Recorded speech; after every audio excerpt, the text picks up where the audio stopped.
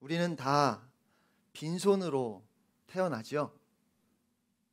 빈손으로 태어난 우리는 살아가면서 하나씩 손에 쥐기 시작하고 또 그렇게 내 손에 쥔 것을 지키기 위해서 싸우고 또 더 갖기 위해서 싸웁니다. 잘 지키려면 더 많이 가져야 할 것 같아서 그래서 하나라도 더 가지려고 하고 또 그렇게 손에 쥔 것을 잘 지켜보려고 정신없이 살아왔는데 세월이 흘러가면서 더 많이 가진다고 해서 더 잘 지키는 것이 아니고 더 많이 가질수록 지킬 수 없는 것들이 더 많아진다는 것을 알게 됩니다. 그럼에도 불구하고 우리는 여전히 더 많이 가지고 또 지키려고 애를 쓰고 있습니다. 저는 아직도 철이 덜 들었다 생각하지만 저의 삶을 돌아보면서 깨닫는 것은 저는 어른이 되면 무엇이든지 지켜낼 수 있는 힘을 제가 갖게 될 것이라고 생각을 했는데요. 자식도 제 힘으로 지켜지는 것이 아니고 교회도 제 힘으로는 지킬 수 없고 저 자신도 제 힘으로 지켜지지가 않아서 갈수록 어렵다는 것을 많이 생각하게 됩니다. 그런데 우리는 여전히 내가 더 많이 가지면 그것이 돈이든 명예든 권력이든 내가 다 많이 내 손에 쥐면 내가 원하는 대로 내 인생을 지킬 수 있을 거라는 착각에 빠져 있는 것 같습니다. 그런데요, 갓난아기는 가진 것은 아무것도 없지만 생명 하나만큼은 확실하게 가지고 있습니다. 가장 왕성한 생명력을 가지고 있어서 하루가 다르게 자라지요. 그런데 세월이 흘러가면서 어떻게 되지요? 아무것도 가진 것이 없다가 하나 둘씩 가진 것은 늘어나는데 그 왕성했던 생명력은 점점 잃어버립니다.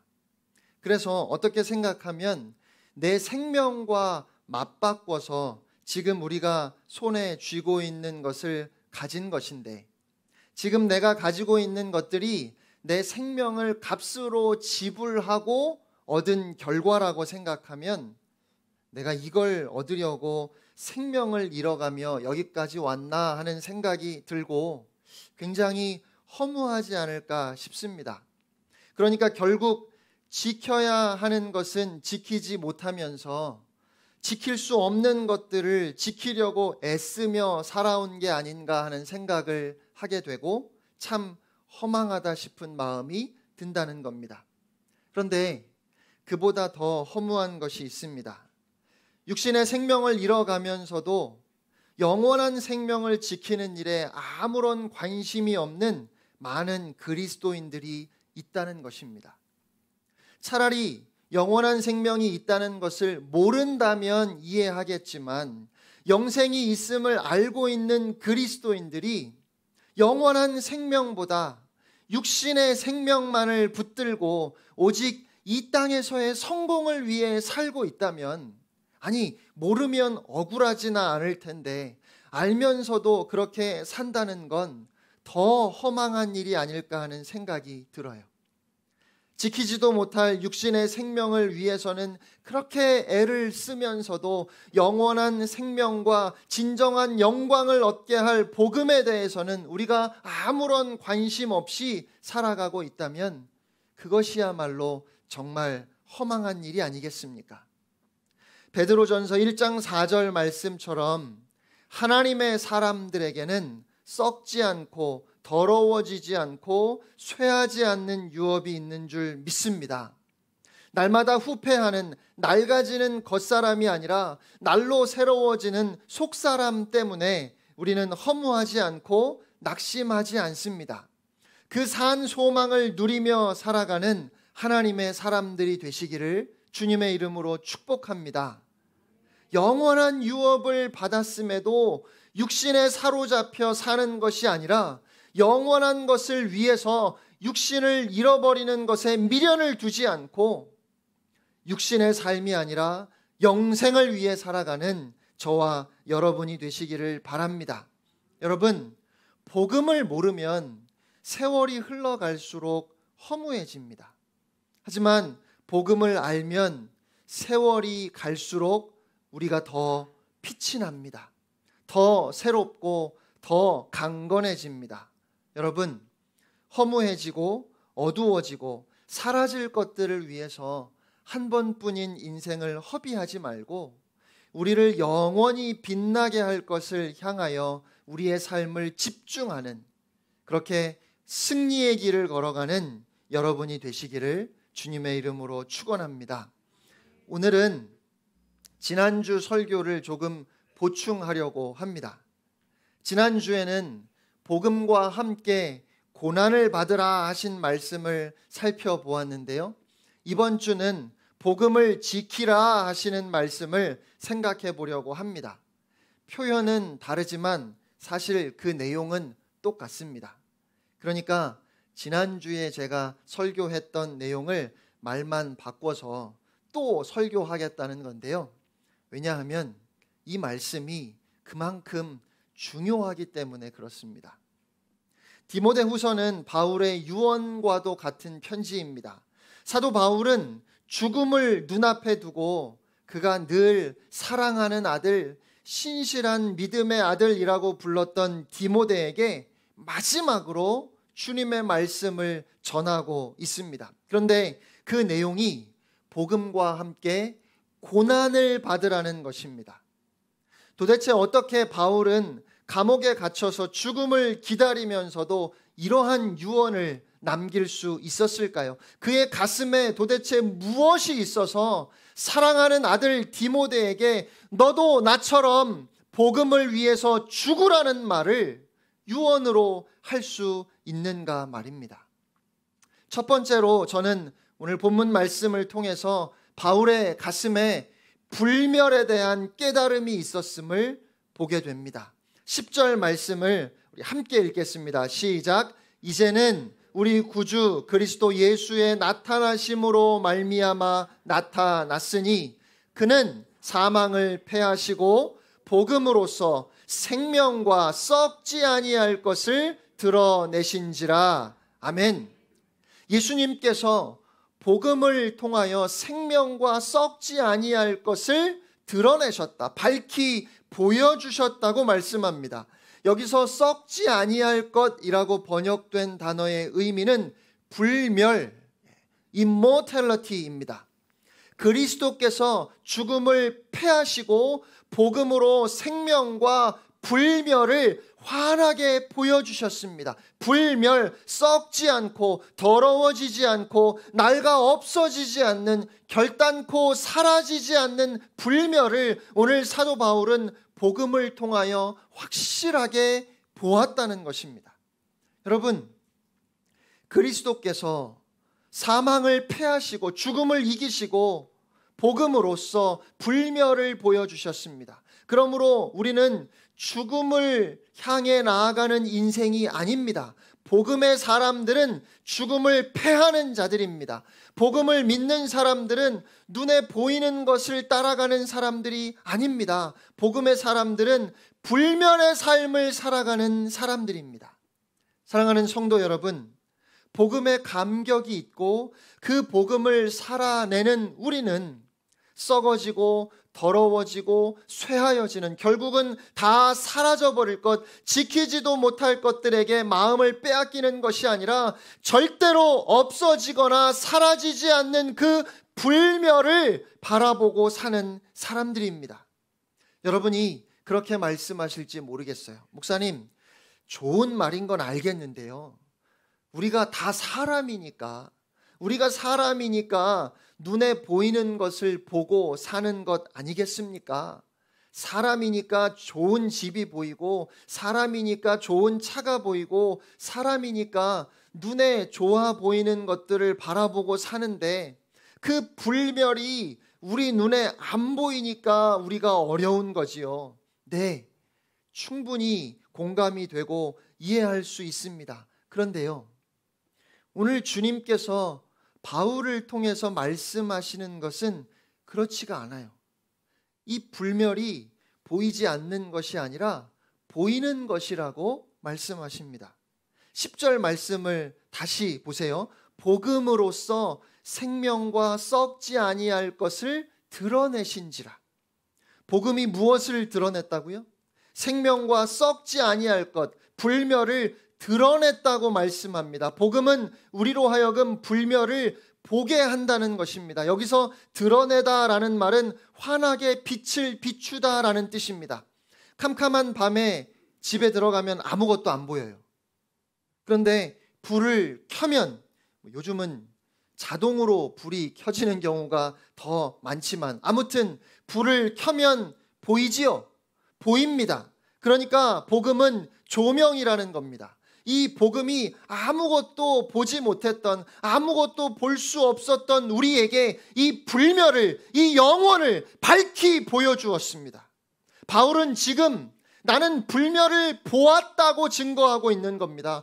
그리스도께서 죽음을 패하시고 그 십자가 복음으로 이 불멸을 환히 보여주셨다는 거예요. 그가 복음을 알고 복음을 깨닫고 그 복음을 받아들였더니 그 복음을 통하여 이제 그의 눈에는 영원히 쇠하지 아니할 것, 끝까지 사라지지 아니할 것, 영원히 존재할 그 불멸이 보인다는 거예요. 분명하고 확실하게 보인다는 겁니다. 지금 감옥에 갇혀 죽음을 기다리는 이 순간에도 사도 바울은 그 불멸을 보고 있다고 고백하는 겁니다.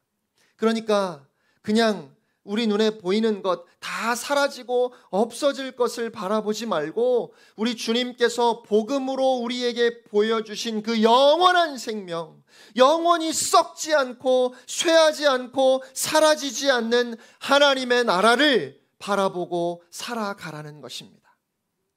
금세 사라질 것들 때문에 기뻐하거나 잠시 후면 없어질 것들 때문에 걱정하거나 두려워하거나 영원히 가질 수 없는 것들을 위해서 우리의 인생을 허비하지 말라는 말씀입니다. 그래서 초대교회 성도들은 그들을 향하여 사납게 달려오는 사자의 이빨과 발톱 앞에서도 평안할 수 있었습니다. 그들은 복음을 통해서 불멸을 보았으니까요.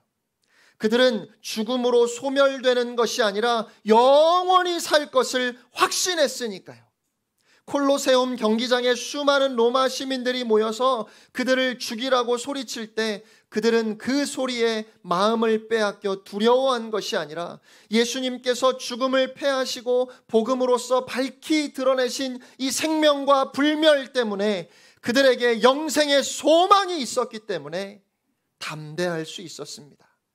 그들은 콜로세움 경기장에 모인 로마 시민들이 아니라 저 천국에서 힘을 내라고 우리를 응원하고 격려하는 믿음의 선배들의 소리를 들었고 천군 천사의 찬양 소리를 생생하게 들었고 화려한 보좌에 앉아서 그들을 죽이라고 명령하는 로마 황제가 아니라 영광스러운 보좌에 앉으셔서 로마 황제까지도 그 발 아래 두시는 하나님, 고난 복음과 함께 고난을 받는 성도들을 맞이하기 위해서 보좌 우편에서 일어서신 우리 구주 예수 그리스도를 보았습니다.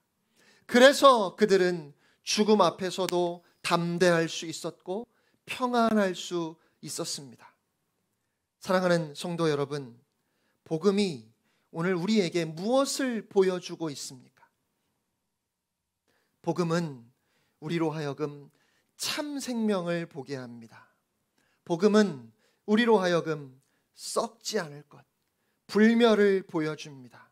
우리가 불멸의 존재로서 영원히 살게 될 것이라는 사실을 확실하게 보여줍니다. 그러므로 눈에 보이는 것에 현혹되어 살아가는 삶이 아니라 더러워지고 썩어지고 사라져버릴 것을 지켜보겠다고 몸부림치는 어리석은 인생이 아니라 영원한 하나님의 나라를 바라보며 산 소망을 가지고 살아가는 여러분이 되시기를 주님의 이름으로 축원합니다. 한 가지 더 바울이 그와 같은 유언을 남길 수 있었던 이유가 있습니다. 12절 말씀입니다. 우리 함께 읽겠습니다. 시작. 이로 말미암아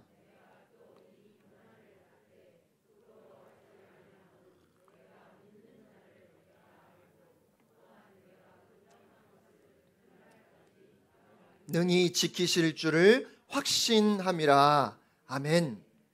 바울은 감옥에 갇혀 있지만 하나도 부끄럽지 않다고 말하고 있습니다. 내일 당장 죽을지도 모르는 상황에서 전혀 두려움도 부끄러움도 없다는 것입니다. 여러분, 죽음 앞에서 부끄럽지 않다고 고백하는 사도 바울이 그 고백이 너무 부럽기도 하고 또 너무 멋있다는 생각이 듭니다. 그런데 그럴 수 있는 이유가 뭐라고 말하지요? 내가 믿는 예수님을 내가 알고 또 내가 의탁한 것을 세상 끝날까지 주께서 지켜주실 것을 확신하기 때문이라고 고백합니다. 여기서 내가 의탁했다 하는 말은 어디에 두었다, 어디에 놓았다 하는 의미인데 영어로 디파짓이라는 단어로 번역할 수 있습니다. 이 디파짓이란 단어는 은행에 예금할 때 가장 많이 쓰는 단어입니다. 그러니까 주님께 맡긴 것을 주님이 끝까지 지켜주실 줄 확신하기 때문에 감옥에 갇혀 죽음을 기다리면서도 실망하거나 부끄러워하지 않는다는 것입니다. 한마디로 말하면 바울은 그의 인생을 예수님께 다 걸었다는 겁니다. 그래서 예수님이 세상 끝날까지 그를 책임져 주실 것을 알기에 지금도 평안하다는 말이에요. 여러분, 어디에 디파짓을 하면, 여러분의 인생을 어디에 맡기면 안심이 될까요? 어머니가 너무 오래된 침대를 쓰시니까 어머니 생신에 자식들이 돈을 모아서 서프라이즈, 선물을 한다고 어머니가 잠시 나가셨을 때 오래된 침대를 버리고 새 침대를 갖다 놓았는데 어머니가 집에 오셔서 그걸 보고 땅을 치고 우셨다지요. 그동안 내가 모은 돈을 그 침대에 다 디파짓 해놨는데 그걸 나 모르게 버리면 어떡하느냐고 땅을 치며 원망을 했다는 겁니다. 저는 주식이나 투자 이런 거는 전혀 모르는데요. 그래도 뉴스를 통해서 가끔 듣는 말이 분산 투자라는 말입니다. 달걀을 한 바구니에 담지 말라고 합니다. 분산 투자의 중요성을 강조하는 말입니다. 그런데요, 왜 그렇게 말하는지, 왜 분산 투자를 해야 한다고 하는지 여러분 아십니까? 확실한 걸 모르니까 그런 거예요. 100% 확실한 것이 있다면 거기에 올인해야지요. 다 넣어야지요. 많은 사람들이 하나님과 세상에 분산 투자를 하는 것 같습니다. 한 발은 주님께, 한 발은 세상에 두고 살아갑니다. 그러면서 마치 그것이 지혜로운 것처럼 말해요. 그런데 그건 지혜로운 게 아니라 이렇게 표현해서 대단히 죄송하지만 멍청한 겁니다. 어리석은 거죠. 인생을 하나님께 온전히 맡기지 못하는 분산 투자는 결국 우리의 인생을 허비하는 것입니다. 사도 바울은 예수님을 만난 후에, 복음을 깨닫고 난 후에 그의 인생을 철저하게 오직 예수님께 다 드렸습니다. 그 결과 감옥에 갇힌 것도 두렵지 않고 죽음이 다가오는 것도 전혀 무섭지 않고 사람들이 그에 대해서 이러쿵저러쿵 이야기하는 것도 전혀 부끄럽지 않은 인생으로 바뀌었습니다. 사랑하는 성도 여러분, 예수님이 누구신지 알면, 진정으로 복음을 알면 바울의 인생이 바뀌었던 것처럼 우리의 삶도 달라지는 줄 믿습니다. 복음은 그렇게 우리의 인생을 바꾸는 능력입니다.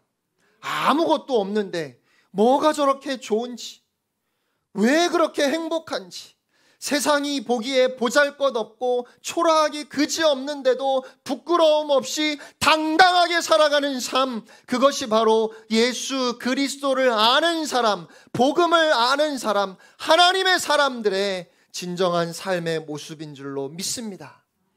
그래서 바울은 디모데에게 당부하는 겁니다. 13절 14절 말씀을 함께 읽겠습니다. 시작. 너는 그리스도 예수 안에 있는 믿음과 사랑으로서 내게 들은 바 바른 말을 본받아 지키고 우리 안에 거하시는 성령으로 말미암아 내게 부탁한 아름다운 것을 지키라. 아멘.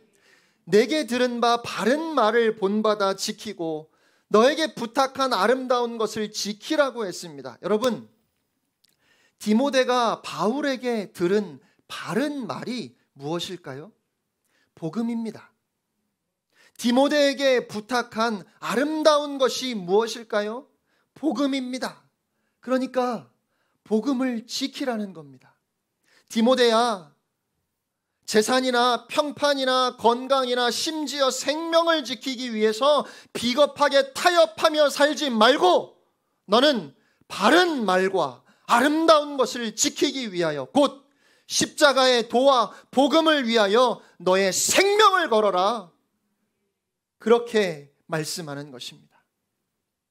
여기서 지키라 라고 번역된 헬라어의 사전적 의미가 오염을 막고 변질을 막는 것입니다. 그러니까 복음이 변질되지 않게 하라, 그런 말씀이에요.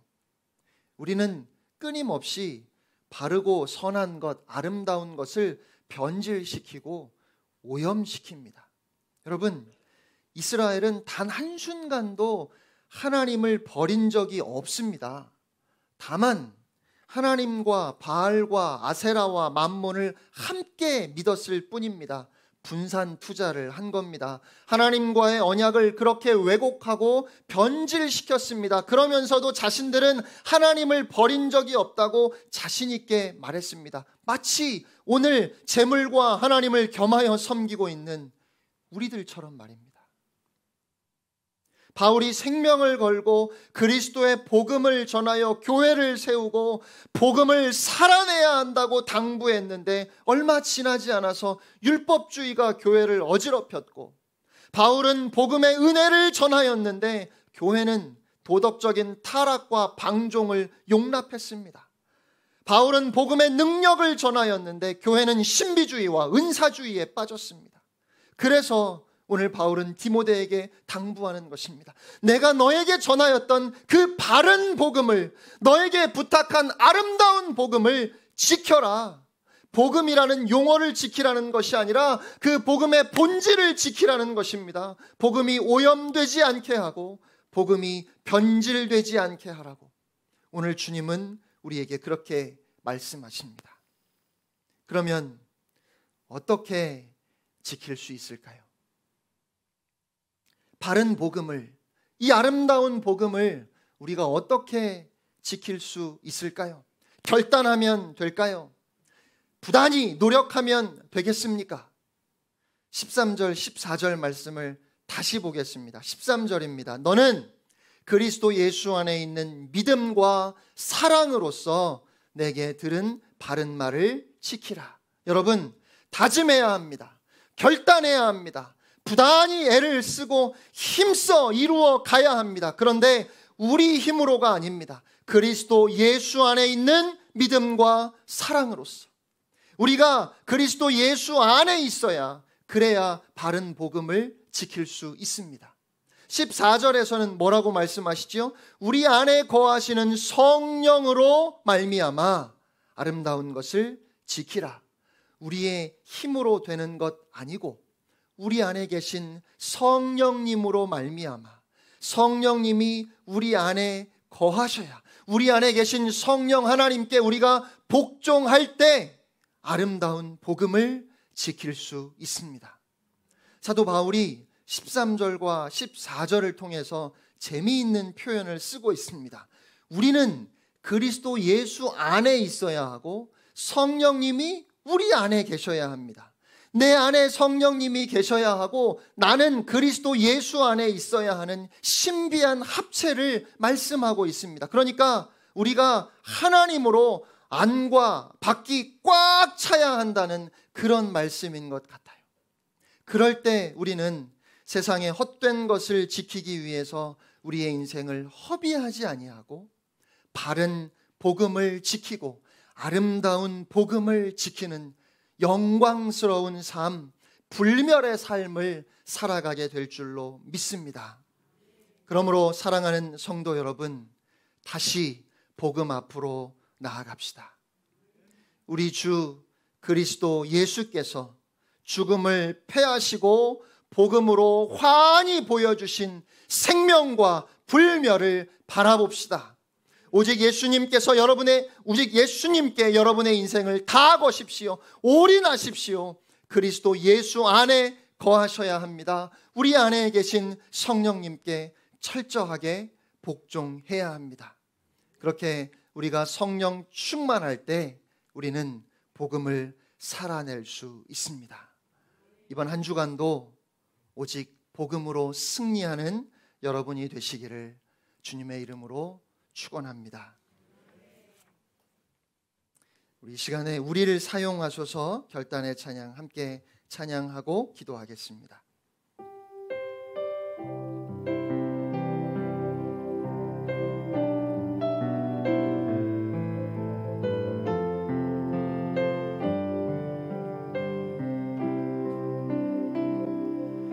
우리에겐 소원이 하나 있네. 주님 다시 오실 그날까지 우리 가슴에 새긴 주의 십자가 사랑, 나의 교회를 사랑케 하네. 주의 교회를 향한 우리 마음, 희생과 포기와 가난과 고난, 하물며 죽음조차 우릴 막을 수 없네. 우리 교회는 이 땅에 임한 교회를 교회 되게, 예배를 예배 되게 우릴 사용하소서. 진정한 분의 날 오늘 임함으로 우릴 사용하소서. 다시 한번 찬양합니다. 우리에게 소원이 하나 있네. 주님 다시 오실 그날까지 우리 가슴에 새긴 주의 십자가 사랑, 나의 교회를 사랑케 하네. 주의 교회를 향한 우리 마음, 희생과 포기와 가난과 고난, 하물며 죽음조차 우릴 막을 수 없네. 주의 교회는 이 땅에 임한 교회를 교회 되게, 예배를 예배 되게 우릴 사용하소서.